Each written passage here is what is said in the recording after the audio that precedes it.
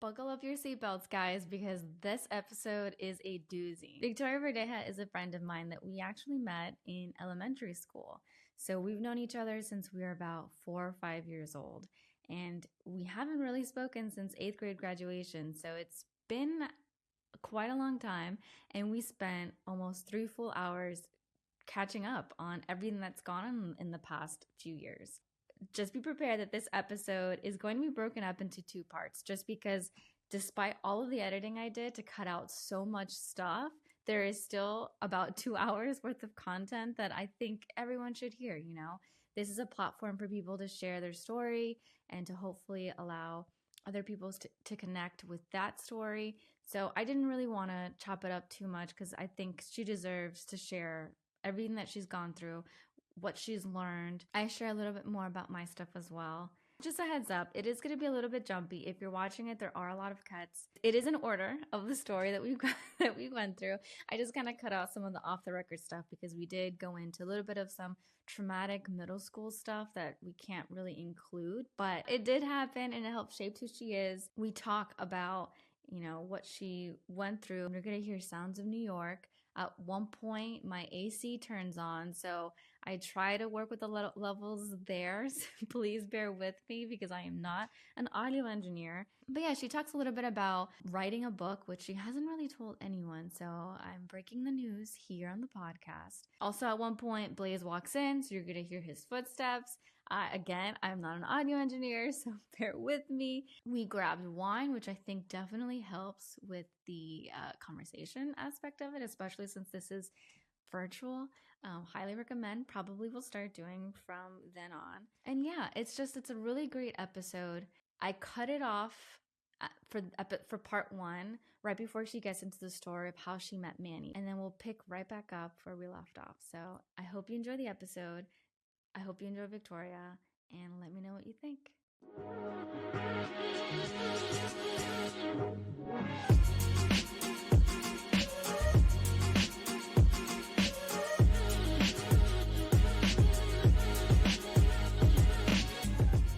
I was like, do you have questions? And you're like, no, I just play it by ear. I'm like, okay, the PR in me. The PR in you, I know. Like, you're the production side. Like, you're like, no, I want it to be spontaneous. And I'm the bitch that's like bothering you about giving me questions. No, it's not bad, but I deal with so many. The worst time that I ever had to deal with a PR person was when we were interviewing Trump, and his person was like, we need every single question. And technically we can't do that because we're journalism, so we're not supposed to give them the questions beforehand. And it was a whole thing. But I kind of like to have it feel more organic. Let me tell you, every PR person is trained to ask. Mm-hmm. And when you don't get them, there's this like notion that you didn't do your job. It's like, what would make you look good as a journalist? Like, what do you want to write about? What can I give you that's going to help you, or that's going to help like viewers, readers, listeners, whatever. Yeah. Which is why I'm in pharma, Which I'm gonna get into, but first, like, I'm really glad that we're doing this. It's crazy that I don't think I've spoken to you since 8th grade graduation. Maybe at some point in high school. I've talked to your mom for sure. Like, but DMs, like you kind of keep up with the people you want to keep up with on social, and I definitely kept up with you. Well, same here. Yeah, because I feel like we had so many similar friends in like different circles that it was inevitable. I was going to see you, you were going to see me. It's just so funny how life works out. No pa tanto, but I was really like, if you think about who I was when I was in 5th grade and you knew me then, and who I was in 8th grade, 2 completely different kids. Like, I was a nerd, teacher's pet, like, just whatever. And all of a sudden, like, I grew up so fast. I became like hard, like, and I still am. And it made me who I am, and I'm okay with that. But when I love someone, it's for life. It's for life. Unfortunately, because then I love people that fuck me over and I still love them. But that's just kind of the way I operate. And it's like even not, I wouldn't, I don't know, I'm going to say it's even stronger now that like Manny passed away, Yeah. because now I'm like, damn, like good people leave, or Yeah. this planet, right? Mm-hmm. So it's like, why remove someone from your court that's of value when there's like so much shit, you There's know? so much negative stuff. Yeah. And that's been my philosophy my whole life. It's like, why are we throwing people away? Because, like, I'm not someone that argues or has fights. I stick to, I mean, I'm still close to all of my friends that I grew up with in my neighborhood, you know, Yeah, for the you're a past. peacemaker. I'm just like, I don't see the value in that. Like when my mom was telling me about the stuff that she was hearing, she wouldn't even tell me everything because she knew it makes me sick. And it was You know, ugly. like I believe It it. was protecting your childhood, because I'll tell you a lot. I lost a lot of mine I'm sorry. during That that. sucks. It's fine. I mean, it's horrible to say like it helped shape you, but we are the sum of every single interaction, every friendship, everything. So it definitely, like I said, it made me hard. And I think that, look, I'm the kind of person that like I don't regret anything, because I'm happy where I am right now. Mm-hmm. Even when I haven't been happy where I am right now, I'm at least like grateful. So, and that's kind of a tough thing to be when you're as angry as I am for things that happened outside of my control. But I think I do think in a twisted way that all of that made me able to do what I did for Manny. And it's, I mean, I am very proud of myself for like getting myself to New York, for getting my promotion, for, you know, but there's nothing to date that I'm more proud of than what I did for him. Mm-hmm. I know that we haven't connected, but my mom worked with your mom, right, for the past few years. And so I would get little updates from it and things that your mom would say to my mom of how like proud she is of you and the things that you were going through. And my mom was saying the same thing to your mom about things that I was going through. And I remember feeling and thinking, I don't know how Victoria is okay after what happened. And anytime I would see you like posting something of you smiling, like it would just like warm my heart, and I would send all these positive vibes because I know it's hard to get over something so dramatic. I get it. I am not okay, and I wasn't. But Yeah. it's funny. I was expected to be. We all Or are. maybe not. Maybe the flip side, I don't know. Maybe the flip side was that I wasn't expected to be. I don't know. And I've always gone against the grain. I mean, I guess, and I really appreciate that. But I just wanted to like say I wasn't okay. Like, Oh, I know. I'm not okay. So I'm still processing. In fact, I almost don't even think I actually started processing it until like 2 years ago. It'll be 9 years in August. Wow. I feel like that blows my mind. For me, it was like maybe 2-3 years ago. Yeah, for me too. I think that's what happens though when you've been touched by an experience like that, but it's supposed to make a lasting impression. And not to compare at all, but I'm still not okay with everything that happened in the past year and a half or even before then. Like both of my ex-boyfriends were so traumatic endings, like things that really messed me up, and it took me 5 years in between my last boyfriend and Blaze to really build myself back up. And then I finally have like this amazing person, and then my career that I've worked so hard for just came crumbling down. And it felt like, okay, I'm not allowed to have both. I can only have one or the other. This is fucking ridiculous. So it was a lot of trauma and depression. Yeah. And slow recovery, and this is not the same thing as what you've been through, but you know, it's all relative is what I like to say. So the way that and I told you that I've been working on this book, but the way that I define it in the intro is if it rocked you to your core. If it rocked you to your core, look, my best friend, her parents got divorced at like it was an ugly divorce at a really like pivotal point in her adolescence, and she gets me.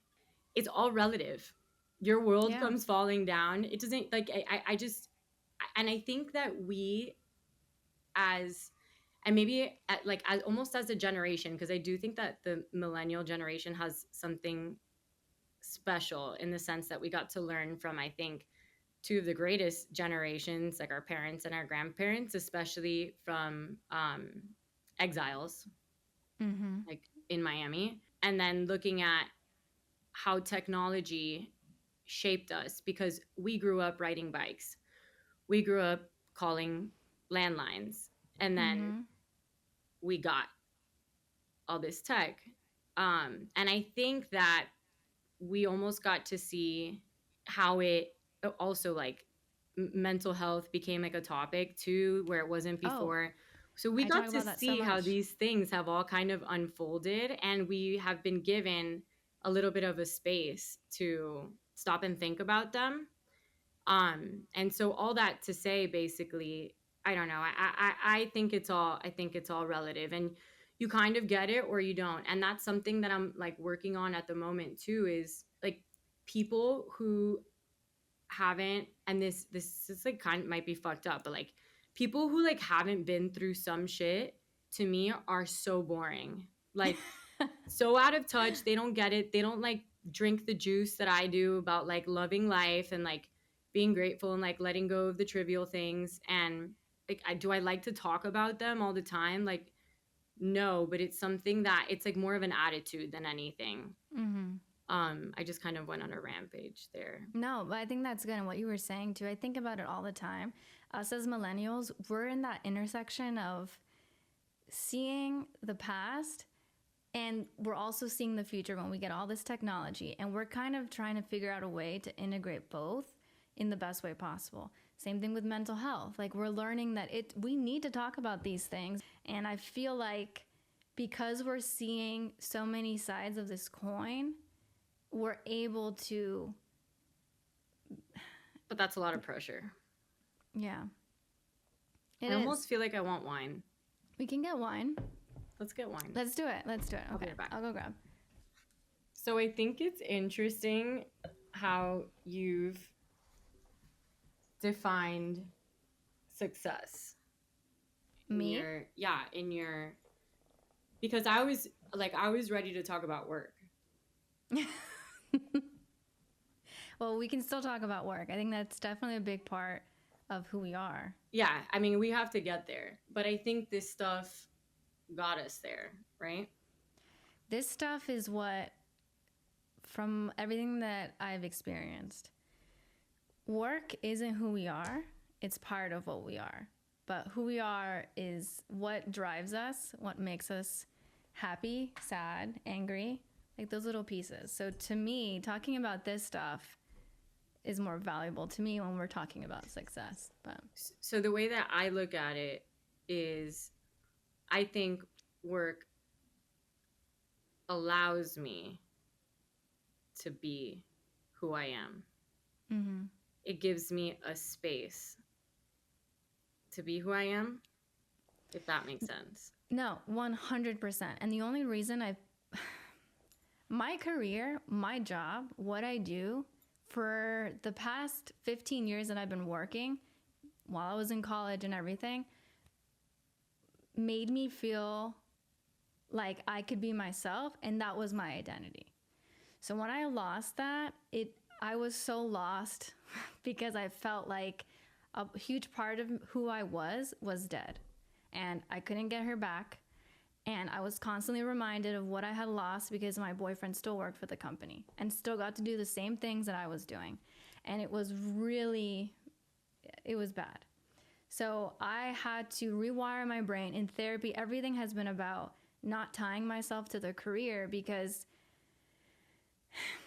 our wants, our desires can change, and our careers can fluctuate. Sometimes we're really successful, sometimes we're not. And our happiness can't be tied to that, and our identity can't be tied to that, because then I'm constantly going to be fluctuating. And that's just my journey. I feel like for other people, it's different. This is just something that I've needed to get to, because if not, I mean, it still eats me up alive when Blaze gets called to do a show that I was on. Like, it physically makes me sick. And I have to occupy my time with something else or I will lose my mind. But and I'm not a therapist. I could be speaking out of turn. My point of view on that is that you're proud of what you did. You worked really hard for it and you're prideful about it. I think the same way that my grandparents will never go back to Cuba out of its pure pride. Yeah. Is the similarities relate? And I don't think it's, hear me out. You don't have to hear any of this, but I think therapy is tricky because I think therapy should address feelings that maybe you shouldn't be feeling logically. Mm-hmm. But I think your feelings are sound. And I think it's why when Manny died, therapy didn't work for me. Antidepressants didn't work for me because if I wasn't fucking sad, then there would be something wrong with me. Yeah, that's true. And you know, the flip side to that is that, you know, therapy can help you have coping mechanisms and all this stuff that are helpful. But the premise of the book that I'm working on and why therapy didn't help me was because it was all about like grievance, moving forward.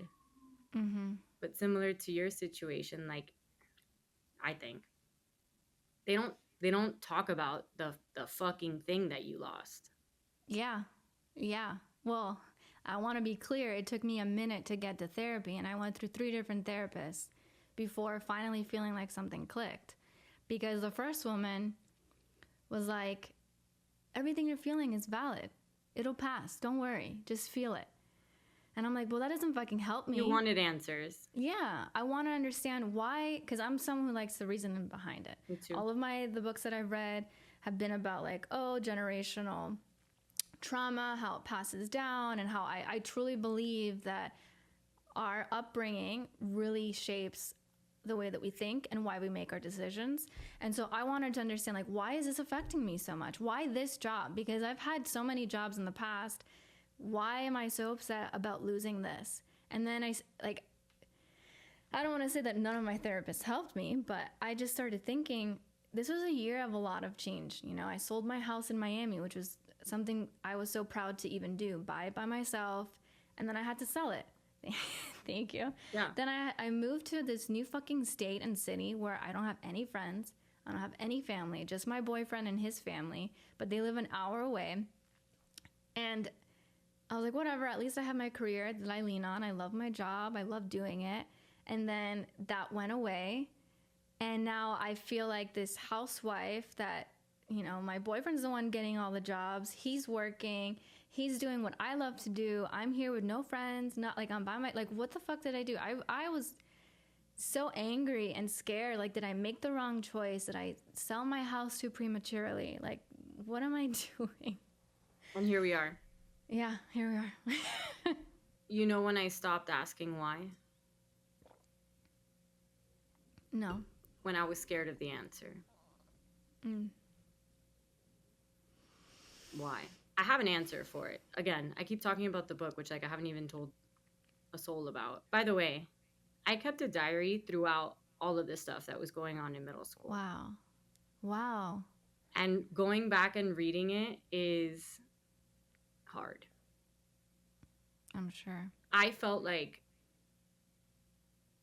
and I still do in some ways, but I felt like I was always people were always waiting for me to fail. Like always. My whole life. Why do you feel that way though?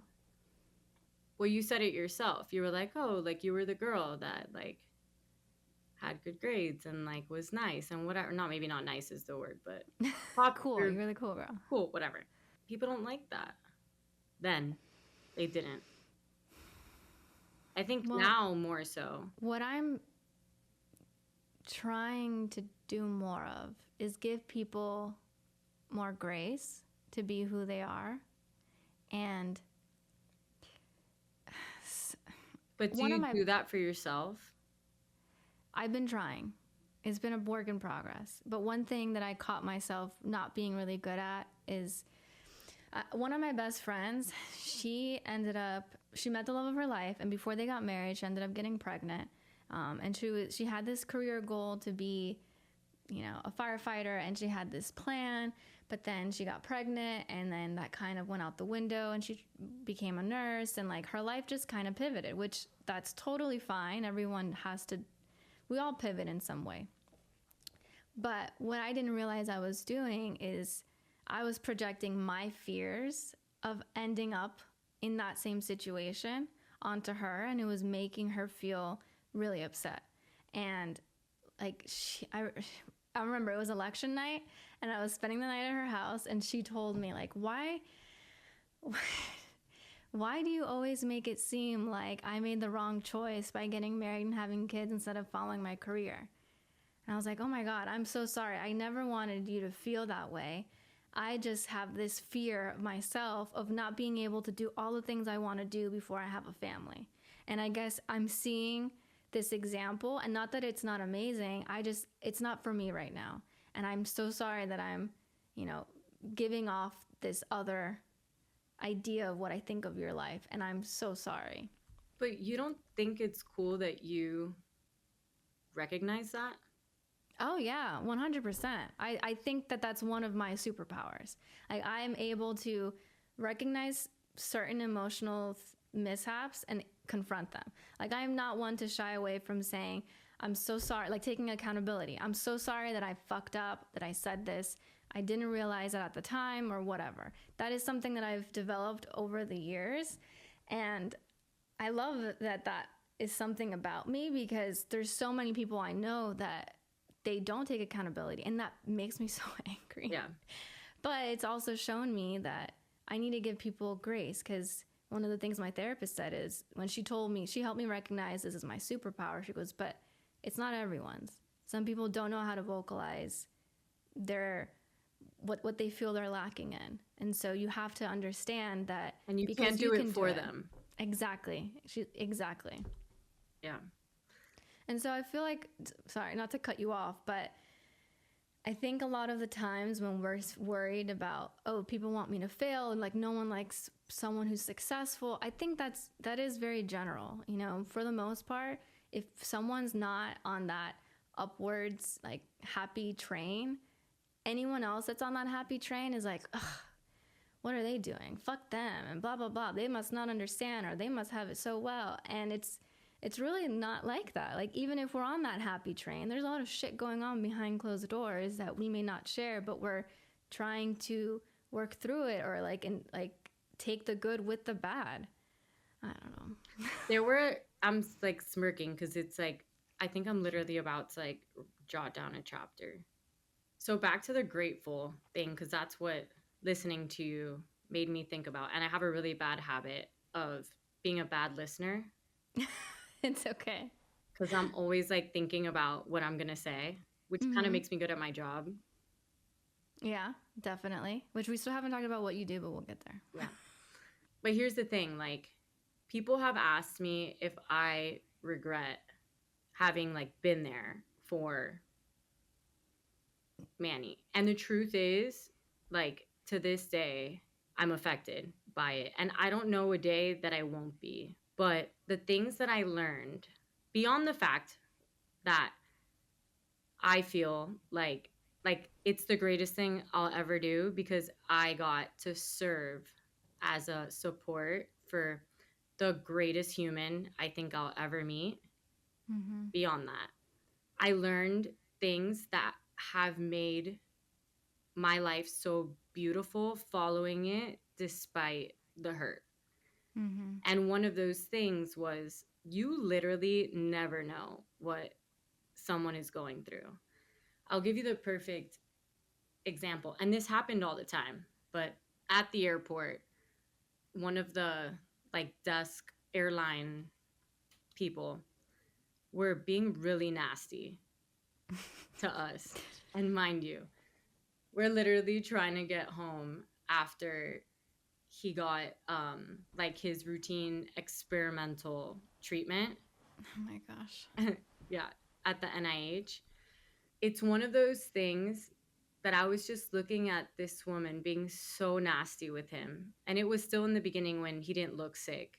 And I just thought to myself, if you, like, man, I would love to tell her that he just walked out of like a chemo appointment just to be like, the fuck is wrong with you kind of thing. Mm-hmm. But, and I don't remember if I did or not. Honestly, I don't remember a lot from that time. I think as part of like Your brain trying to protect itself. survival. Yeah. But I remember that feeling because it was one of those things that I was like, damn, you really never know. Mm-hmm. It's so true. And all of us just want to feel like we're seen and heard, right? Like, not all of us. Well, we want to be acknowledged for being. I think some people. There were points of my life where I didn't want to be seen at all. Oh, really? I just wanted to like quietly disappear. Yeah. Yeah. I mean, I get that. I can see. Yeah, I can see that. When people are looking at and this goes back to the notion that people are rooting for you to fail. Sometimes you just want to fly under the radar. I have all this music written and produced, but not published. Why? Because you want to fly under the radar? I don't want to draw any attention to myself because everyone has an opinion. Yeah. But if we want to learn anything from all those other celebrities out there that are inundated with attention, like it doesn't, everyone's going to have an opinion whether they're close to you or not. Like that's just the way that people are. And unfortunately, we live in this social media metaverse where everyone feels like they have the cojones to say whatever they want about whatever, whether they're successful or not. Like that's just the way. And some people do. Oh, honestly, yeah. Power to them. Believe it or not, I'm scared. Like, do you understand how terrifying this was to even do this podcast? Why? Because I'm not a person in front of the camera. Oh, to do the whole thing. I thought you meant with me. No. Not to do this. Like, I'm not. I like to tell people what to do. I like to be behind the camera and kind of navigating this stuff. I'm not in front of the camera. I'm not comfortable here. And also, sharing my story felt like, oh, boo-hoo, this little girl lost her job. Like, just get another one, you know? And I've had this full life. I'm so grateful for every opportunity I've had, all the things that I've done, that, like, a part of me feels shameful for even being upset in the first place that I lost my job. But at the same time, it's like, no. The reason I was so depressed in the first place was because I felt alone. I don't know. Almost every single friend that I had at that job didn't text me. They didn't reach out. It was almost like I had some sort of disease that they were going to catch if they spoke to me. So I felt so alone. Like I was on this island and I couldn't do anything about it. And so I really wanted this podcast to help, even if it's another person, just not feel so alone, because I literally was like, this is horrible. My boyfriend and I broke up in August, and it was probably the hardest thing I've ever had to do because, like I said, it's really hard for me to like take people out of my life that are still alive. Anyways, he moved out of our place. I had to take out a loan to pay the rent by myself. I moved out and moved back home on Halloween. I lost my job November 10th, and then a week later my grandpa got diagnosed with pancreatic cancer. Oh my gosh. I'm sorry. That's a lot. That's a heavy year. Heavy few months. And I thought I was going to marry this guy. So I was looking down, by the way, while you were talking, because I wanted to read you what I wrote to you in case you forgot. So I put, but that's why I was so attracted to the concept when you first posted about it, and that I really admire you for doing this. I mean, when you sent that to me, It's funny because when I first came up with this concept and I was seeing the stuff on your LinkedIn page, I'm like, she would be so fantastic to have on. I don't want to reach out though in case she thinks this is stupid, like this is brand new. So when you first reached out to me and said that, I was like, followed it the day that you posted. I followed it the day you posted it, and then low-key I was like wanting you to ask me. oh my gosh. Well, okay, I'm glad that it finally worked out and that you asked. I was going to get to it eventually. I like there's certain people that I've waited to ask. So I've been working with Dr. Drew and I had asked him, but I wanted to wait for this to kind of be a little more established before bringing him on. So it didn't sound like, oh, this girl with only 4 episodes out. I don't know. So you were definitely going to be on the list at some point. So That's nice. It's happening now. It's also like what I want to talk about isn't something that lives on my LinkedIn page. Well, I was hesitant to even share about this podcast on my LinkedIn page because I didn't want that to affect any job prospects or anyone to look at me and be like, oh, she's just whining or whatever. That's all in your head, dude. Well, right back at you. Yeah. No, but it's funny because last week I had the most beautiful, tiny, but huge to me experience that pretty much was a full circle. It just told me like this is exactly where I'm supposed to be. When it happened, I was like, I really want to post about this. I get scared that people are going to think I'm whining, but then I thought this would be perfect to talk about. Last week, I found myself on a media interview with Dr. David Katz. Can we go into the story of what you're doing and who you are? Yeah. Okay. All right. So, who is Victoria Verdeja and how did she get to where she is today? Well, shit. I don't know if I was prepared to answer who I am. Okay, well, we can go easy. I'm wearing an Adam Sandler t-shirt. My grandma's it's a very wearing. Cool shirt. That's who I am. I don't know.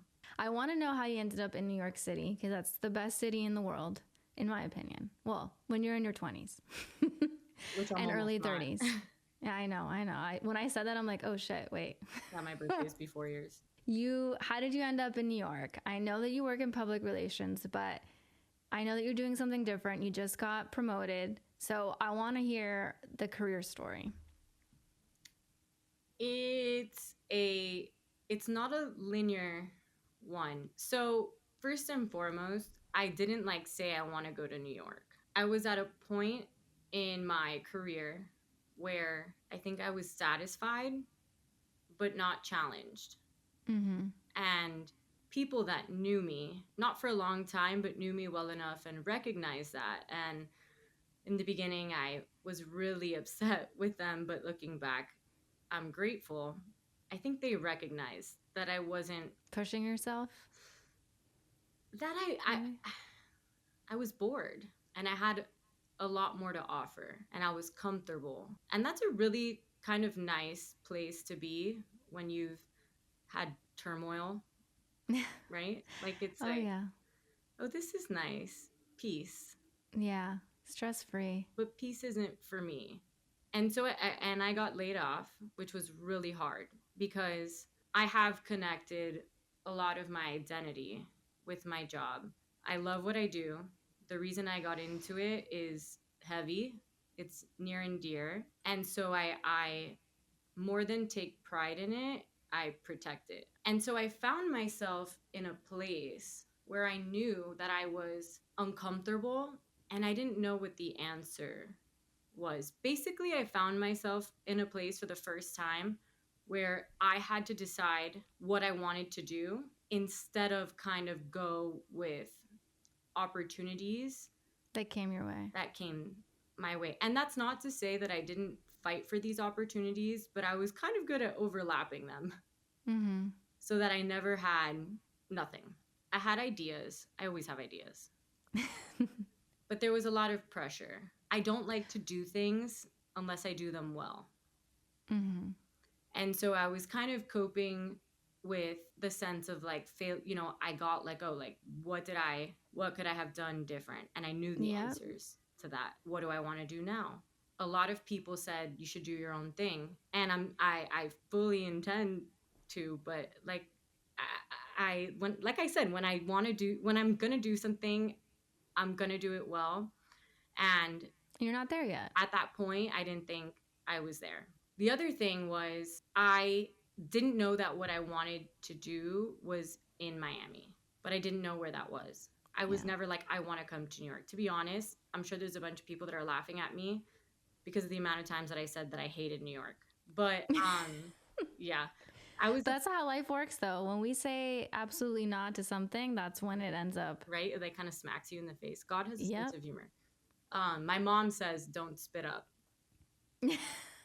I like that. because it might land on your head. But anyways, I was applying in California, Dallas, Nashville. A part of me was like, is this a calling to make music? I feel like I have so much more to offer, right? Yeah. And then I was in the financial services space, which I realized, and I learned a ton. I don't regret anything. I loved the people I worked with and for, and the experiences were invaluable.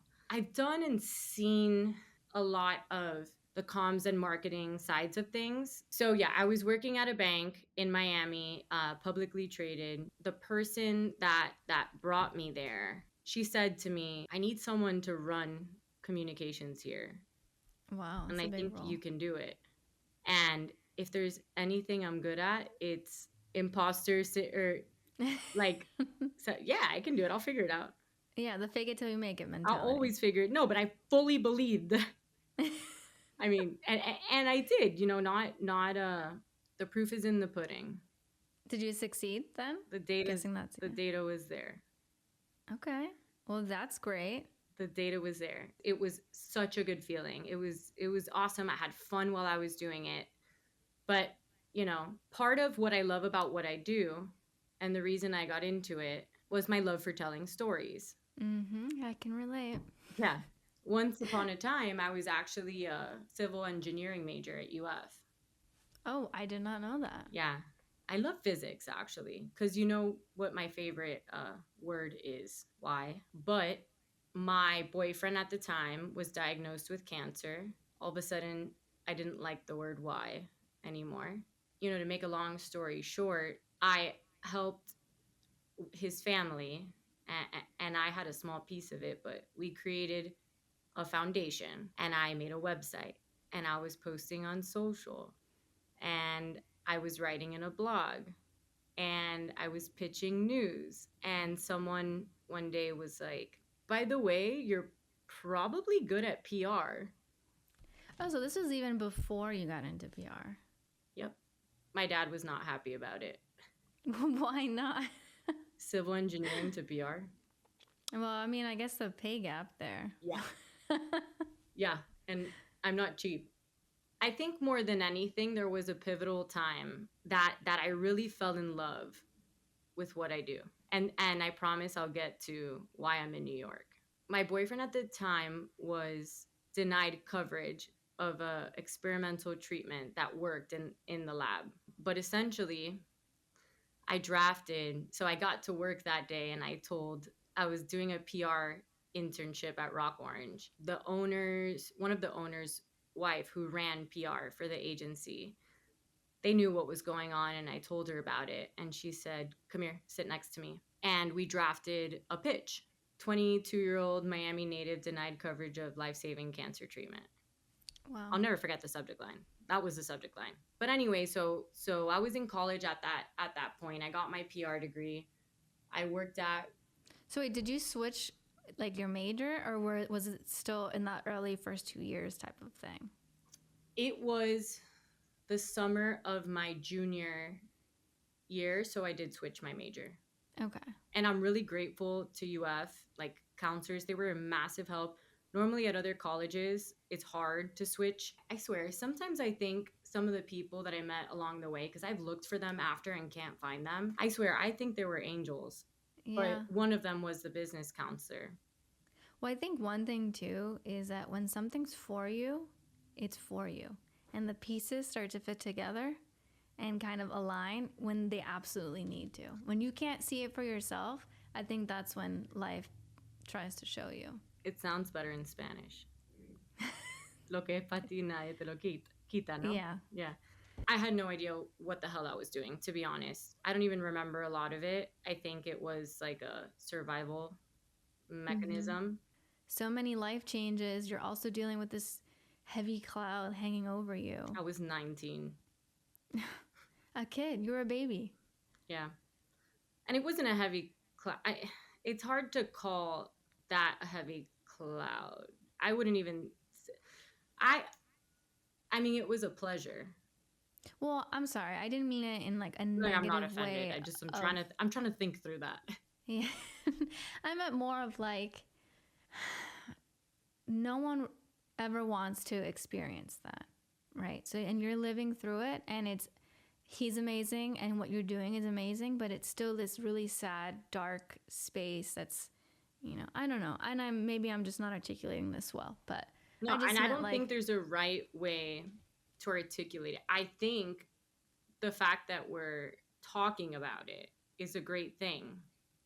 Mm-hmm. Because what I realized is that it makes a lot of people uncomfortable to talk about. I can see that.